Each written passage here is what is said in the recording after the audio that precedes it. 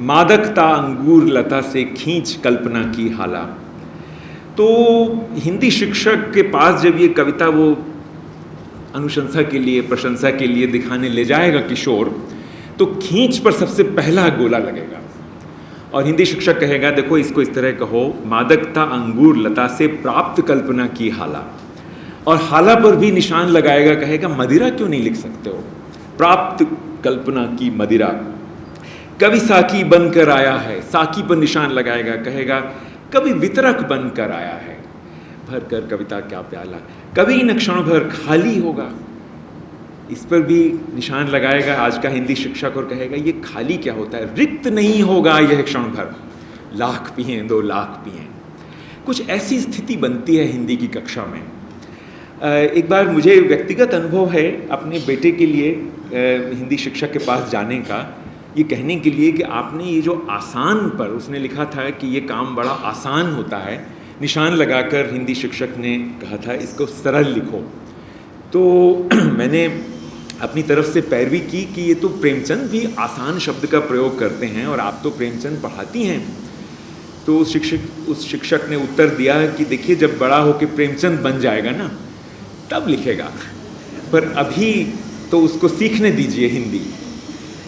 तो ये जो हिंदी शिक्षक का मिजाज है, उसकी भूमिका है, इस भूमिका में आप बहुत सा इतिहास पढ़ सकते हैं। बोलियों को लेकर भी शिक्षक के मन में ऐसी ही ग्रंथि व्याप्त है।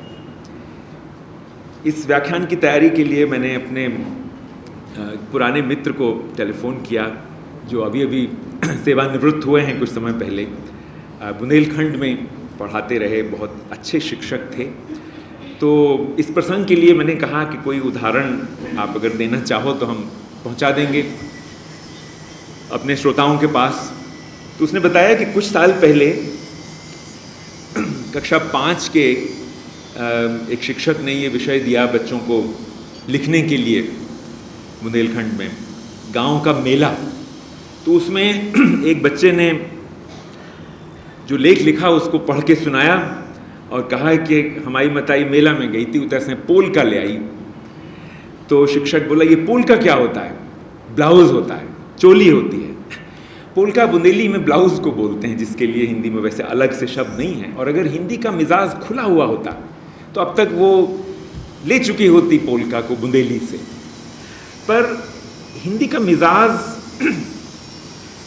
कुछ इस तरह से बना कि अपनी ही बोलियों को उसने गंवारूपन का, पिछड़ेपन का प्रतीक मान लिया। और आज आप 2012 चल रहा है, सर्व शिक्षा अभियान लगभग सफल हो चुका है। आज भी आप आसपास निकल जाएं, उत्तर प्रदेश, मध्य प्रदेश, राजस्थान के स्कूलों में किसी बच्चे से पूछें, अगर वो ब्रज में भी उत्तर देता है तो शिक्षक के चेहरे पर एक शिकन आ जाती है कि ये बच्चा अपने गंवारूपन का प्रदर्शन कर रहा है। वो बोलियां जिनमें सूर ने काव्य लिखा, तुलसी ने लिखा, मीरा ने लिखा, वो बोलियां आज पुरानेपन का, पिछड़ेपन का प्रतीक बन गई हैं। जो बच्चा उनका इस्तेमाल कक्षा में करता है उससे अपेक्षा की जाती है कि वो जल्दी से जल्दी इस्तेमाल को छोड़ दे। और शिक्षक तो अपना ये धर्म ही समझता है कि जिस मातृभाषा की पृष्ठभूमि से वो आया है उसका संकेत भी इस कक्षा में न मिलने दे। यानी मातृभाषा शब्द का अर्थ ही बदल गया है। मातृभाषा का मतलब ही हो गया है मानक हिंदी, जिसमें शिक्षा हमें आगे बढ़ाती है। यानी कि हम अब मान के चलते हैं कि हिंदी की ये तमाम बोलियां, हिंदी के ये रूप, जिनमें हिंदी सैकड़ों वर्षों से विकसित होती रही है और हमारी सांस्कृतिक धरोहर का प्रतीक बन सकी है, ये बोलियां आज हमारे स्कूलों में सुनाई न दें। मसला सिर्फ यही नहीं है कि अंग्रेजी माध्यम स्कूल में हिंदी ना सुनाई दे, बल्कि मसला ये भी है कि किसी भी स्कूल में ब्रज, भोजपुरी, अवधी, मगही, मैथिली, राजस्थानी, बुंदेली, बघेली, हरियाणवी, इनकी ध्वनियाँ ना सुनाई दें, क्योंकि ये ध्वनियाँ, इनकी आवाज़ें हमें याद दिलाती हैं कि हम अभी पूरी तरह आधुनिक या सभ्य नहीं बने। क्या हैं ये भाषाएं? भाषाविदों से पूछें तो वो कहेंगे नहीं, ये पूरी भाषाएं हैं, सिर्फ बोलियां नहीं हैं। तो इनको क्या दर्जा दिया जाए? अगर वो हिंदी जिसमें सरकार काम करती है मानक हिंदी है, जिसका कार्यालय लोकनायक भवन में है, राजभाषा का कार्यालय जो गृह मंत्रालय का अंग है, जो इतना हैसियत पाया हुआ विभाग है, अगर वो हिंदी मानक कहलाती है तो इस हिंदी को क्या नाम दें जो ब्रज में बोली जाती है, अवधी में बोली जाती है? क्या इसको अमानक हिंदी कहें? मन को कुरेदने के लिए ऐसे सवाल बहुत ही ज़रूरी हैं, और इन सवालों के आलोक में अगर हिंदी के इतिहास पर, हिंदी साहित्य के इतिहास पर आप गौर करेंगे तो अशोक वाजपेयी की बात से आप निश्चित रूप से सहमत होंगे। और ये है उनका कथन जो उन्होंने बोलियों और भाषा के संबंधों पर अपने एक लेख में लिखा है कि हिंदी ने अपने इतिहास को अपने भूगोल से कमतर बनाया है।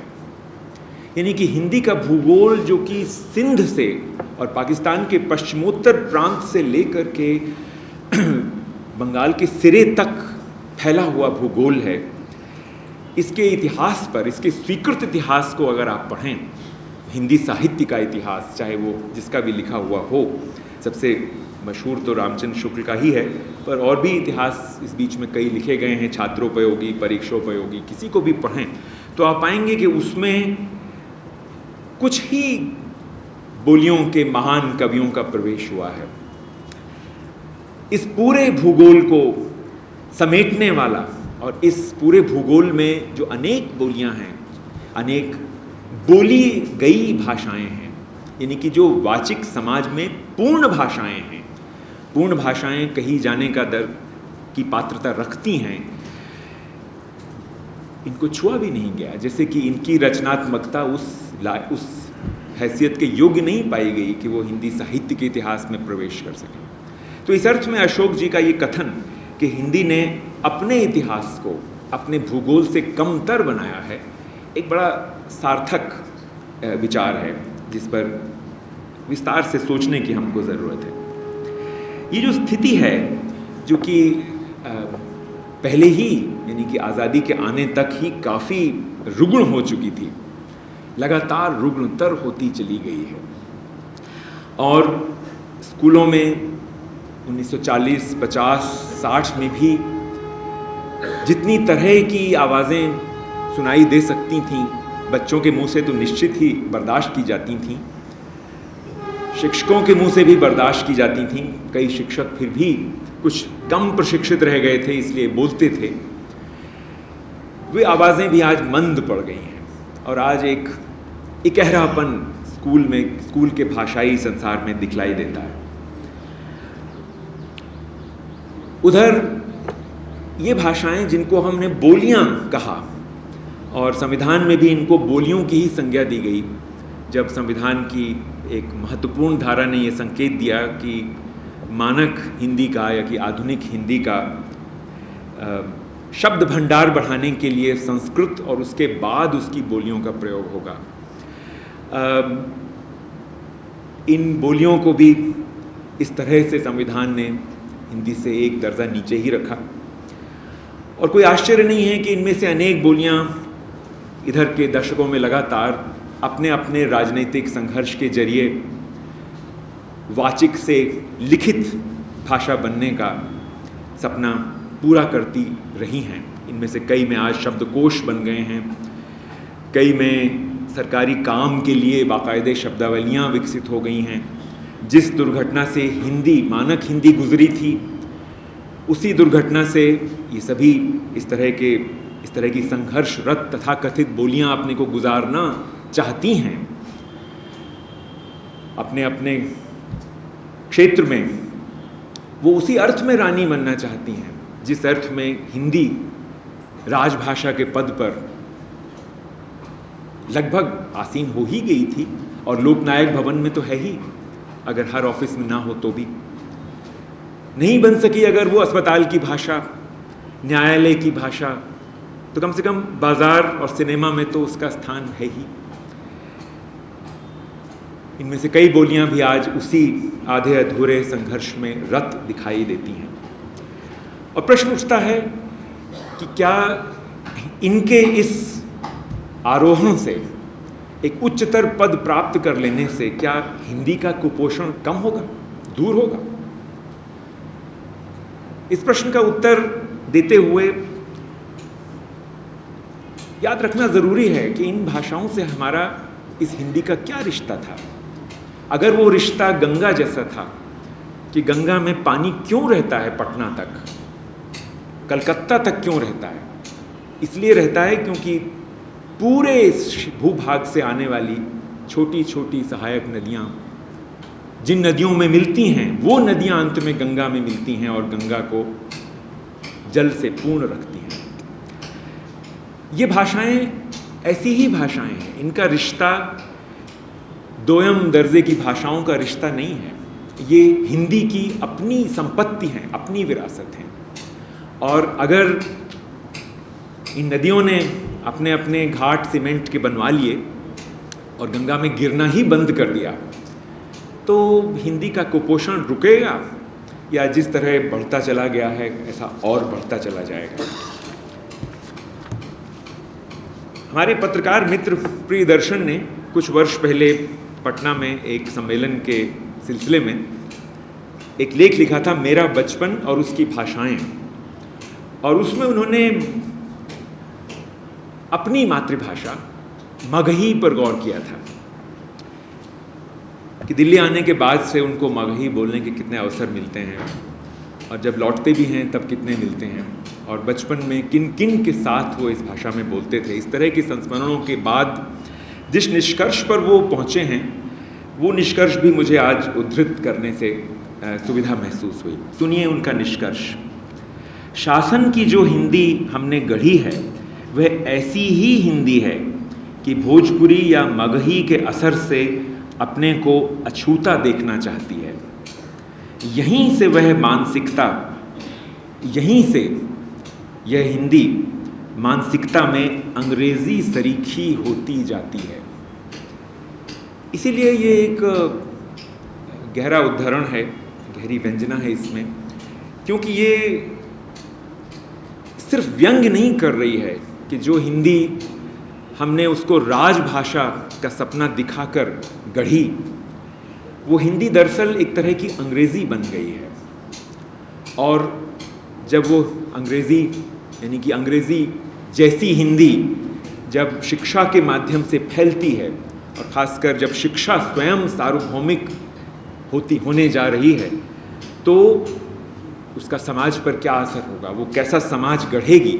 इस दृष्टिकोण से मुझे लगा कि ये उद्धरण बहुत महत्वपूर्ण है, क्योंकि हम सब जानते हैं कि, और कोई नई चीज़ नहीं है, कि जब भारत उपनिवेश बना तो भाषा उपनिवेश उसे बनाने का एक महत्वपूर्ण औजार थी। अंग्रेजी प्रभुवर्ग का माध्यम है, सिर्फ शिक्षा का माध्यम नहीं है। लेकिन जब हिंदी भी प्रभुता का माध्यम बन जाएगी, और बन ही गई है, तो फिर समझ का माध्यम क्या होगा? इस प्रश्न को अगर इस तरह भी आप चाहें तो पूछें कि हिंदी का संघर्ष अगर स्वतंत्रता के संघर्ष का हिस्सा था, तो वो किस बात का संघर्ष था? वो एक नई तरह का राज्य बनाने का संघर्ष था, या सिर्फ एक भाषा को हटाकर दूसरी भाषा उसके स्थान पर बिठाने का संघर्ष था? ये कुछ कुछ उसी तरह का सवाल है जैसा सवाल गांधी जी ने हिंद स्वराज में उठाया था कि भारत में जब भारत आज़ाद हो जाएगा तो वो राज कैसा होगा। वो अगर अंग्रेज़ों के राज का ही भारतीय संस्करण होगा तो ये तो केवल आज़ादी का संकेत होगा, पर अगर वो एक अलग तरह का राज होगा तभी वो स्वराज कहलाने लायक बनेगा। कुछ कुछ उसी तरह का ये सवाल है कि अगर अंग्रेज़ी की राह पर चलती हुई हिंदी भी प्रभुता की भाषा ही है, तो फिर समझ की भाषा कौन सी होगी? क्योंकि हम शिक्षा के क्षेत्र में लगे हुए लोग तो ये मान के चलते हैं कि जो बात अंग्रेज़ी में समझ में नहीं आ रही है वो हिंदी में कहिए तो शायद ज़्यादा समझ में आ जाए। जो चीज़ अंग्रेज़ी की पुस्तक से नहीं समझ में आ रही है उसका अनुवाद हिंदी में उपलब्ध कराइए तो शायद समझ में आ जाए। लेकिन अब ये बहुत स्पष्ट हो चुका है कि अनुवादों की अलमारी भर गई है, लेकिन हिंदी के जरिए विकसित होने वाली समझ, उसके सीमांत बहुत नहीं खुले हैं। जरूर कोई अजीब सी घटना घटी है। रघुवीर सहाय ने इस घटना को अपनी 2 बड़ी कविताओं में चित्रित किया था, और दोनों कविताओं के बीच में कोई 20 साल का फासला था। पहली कविता थी 60 के दशक की आत्महत्या के विरुद्ध उनका संग्रह, उसमें थी कि हमारी हिंदी दुहाजू की नई बीवी है, बहुत खाने वाली, बहुत सोने वाली।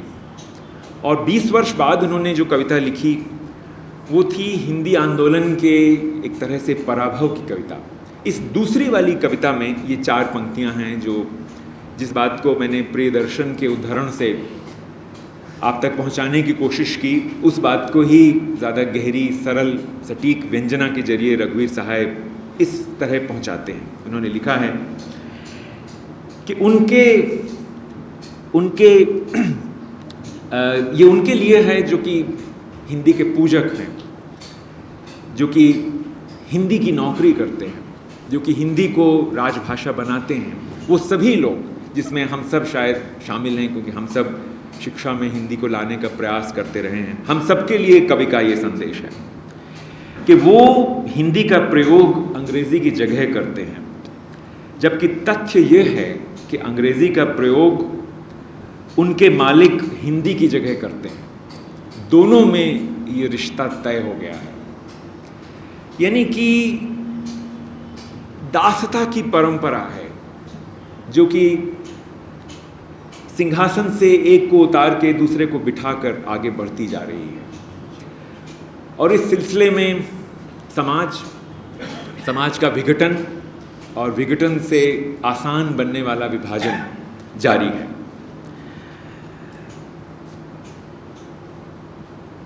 ये जो छोटा सा इतिहास का एक यहाँ पर हमने दर्शन किया या निदर्शन एक तरह से सामने आया, इसको लेकर ये कहना बड़ा ज़रूरी है कि ये इतिहास किसी की कोताही का इतिहास नहीं है। आज जब कोई हिंदी माध्यम छात्र पूछता है कि हिंदी में सामग्री उपलब्ध क्यों नहीं है या कि उच्च शिक्षा उपलब्ध क्यों नहीं कराई जा रही है, तो वो सोचता है कि ये किसी की कोताही से हुआ। बहुत से लोग सोचते हैं कि ये किसी की मूर्खता से हुआ, और भी ज़्यादा लोग सोचते हैं कि ये द्वेषवश हुआ या कि एक तरह का षड्यंत्र था। और इस तरह के जुमलों में हिंदी और अंग्रेज़ी की जो संघर्ष कथा है, उनके टकराव की कथा है, वो एक तरह से निपटा दी जाती है कि नेताओं का षड्यंत्र है, या कि हिंदी सेवियों का है, या कि सरकार और हिंदी के अपने प्रभुवर्ग के बीच के किसी